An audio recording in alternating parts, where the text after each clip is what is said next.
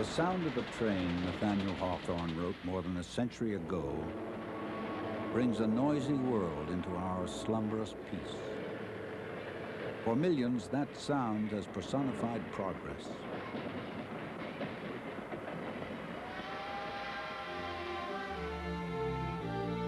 With the railroads came people and towns and industry. Out of an expansive wilderness, a continent was carved. East and west were linked to the sound of an anvil chorus. However different we may have been, American or Canadian, black or white, rich or poor, Anglo-Saxon or Oriental, in a sense, we were all parishioners of the railroad. The railroads brought us together as people, as nations, as workers, and they have had a profound influence on our lives.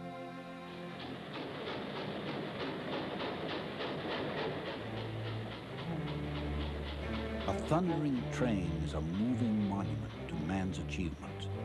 Yet the foundations, the tracks of the progress that spawned an industrial revolution were laid by railroad men. Machines are mere byproducts of progress. It is people who make progress. If the railroads symbolized progress, then the men who blazed the trail, maintenance of way employees, are the true pioneers of that progress. Out of their blood and sweat and tears came the greatest industrialized society the world has ever known. Their hands built North America. Their hearts built a union, the Brotherhood of Maintenance of Way Employees. Together now for a century, we have come far. There's something about walking along a railroad track that makes your mind start to wander.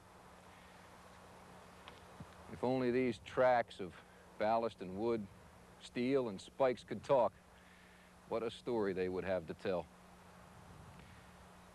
They'd tell us about the people they've given a lift to during their life. Important people like presidents and prime ministers, and everyday people like you and me.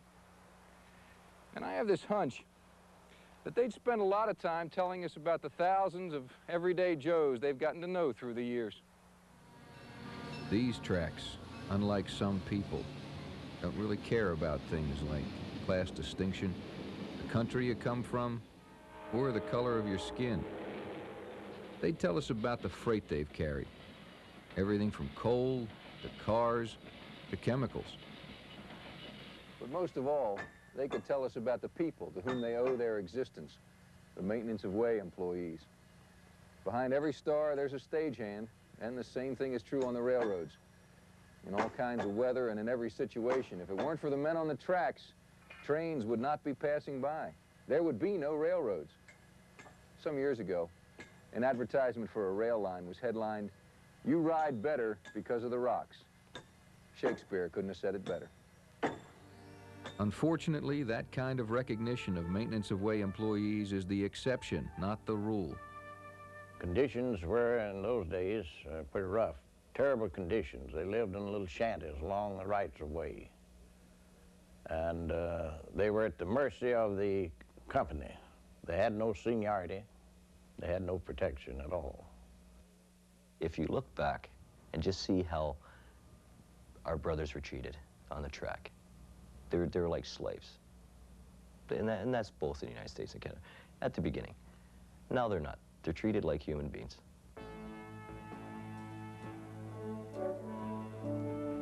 Since the birth of trains, the men on the tracks have had to fight for their recognition and rights. The history of maintenance of way employees is a history of struggle. 100 years ago, the seeds of the struggles to come were growing, especially in the mind of a young track foreman in Alabama, John Wilson. Back then, the foremen of adjoining sections would each start from a designated point of track and walk until they met up with each other. One day in 1887, as Wilson was making his way along the tracks, something happened that convinced him of the need for an organization for maintenance of way employees.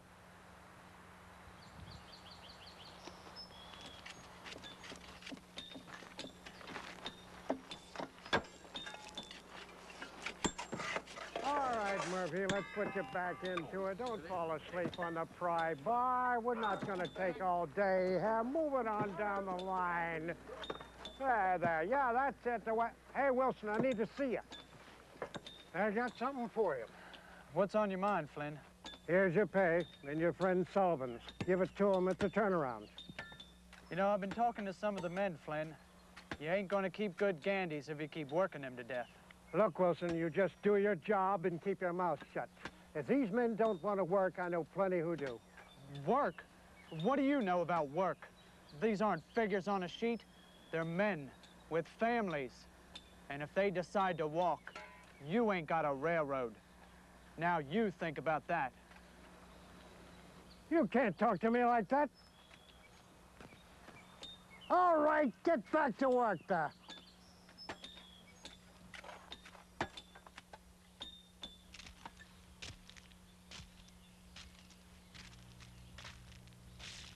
When Wilson arrived at the designated turnaround point, there was no sign of the other foreman he was supposed to meet. Sensing something was wrong, he decided to go on to his friend's home.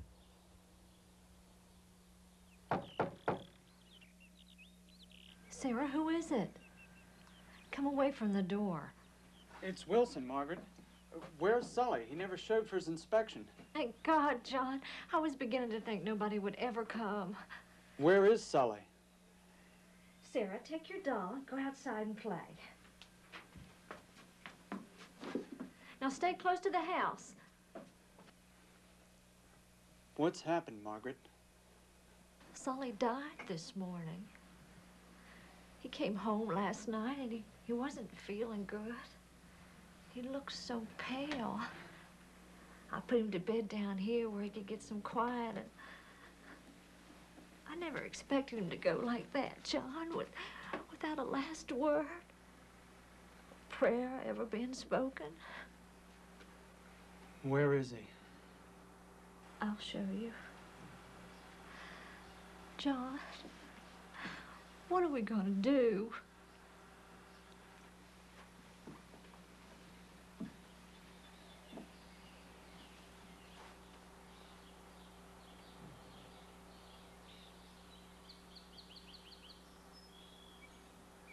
Wilson couldn't forget the image of helplessness he had seen on the faces of his colleagues' family. Out of compassion, he left what he could from his own meager funds.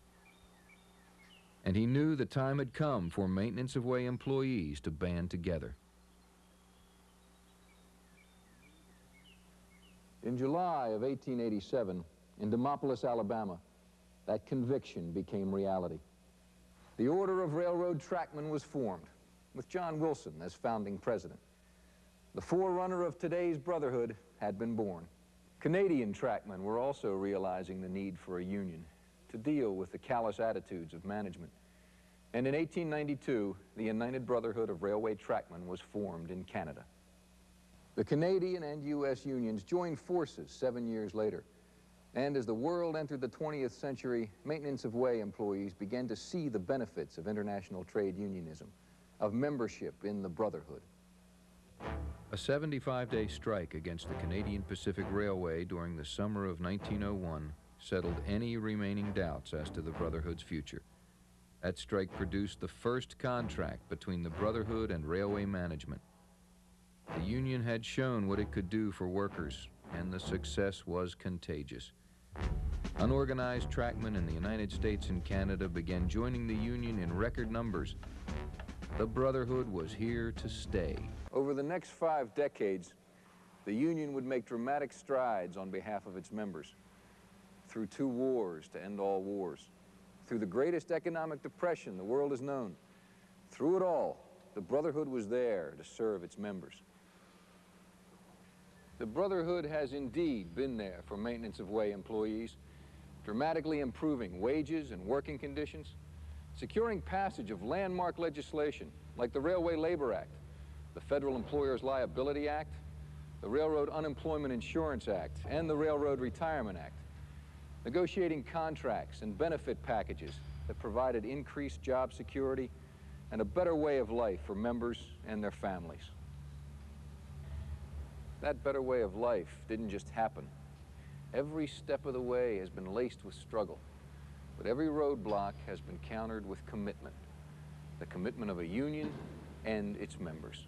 During the 1960s, "The Times They Are A-Changin'" was the title of a popular folk song. For railroad workers, and society in general, those words were filled with meaning and accuracy. The 60s and 70s were characterized by rapid change, changing attitudes, changing government policies, changing technology. And the change only intensified with the onslaught of the 80s. High tech has become more than a buzzword. It's a major factor in our lives. The enormous changes brought on by deregulation, new technology, and the threats posed by vicious anti-union campaigns have presented railroad workers with a new set of challenges that rival those of the Brotherhood during its infancy. For maintenance of way employees, membership in the Brotherhood has never been more important. That BMWE card still represents a means to achieve a better future. The union is our strength, and it is our backing, and it really helps us as union employees. And without it, it's just like going out in the cold without having a coat on. You know, you freeze to death. The Brotherhood's first century represents a tribute to the collective courage of workers who dared to dream, and then fought for their rights and a better way of life.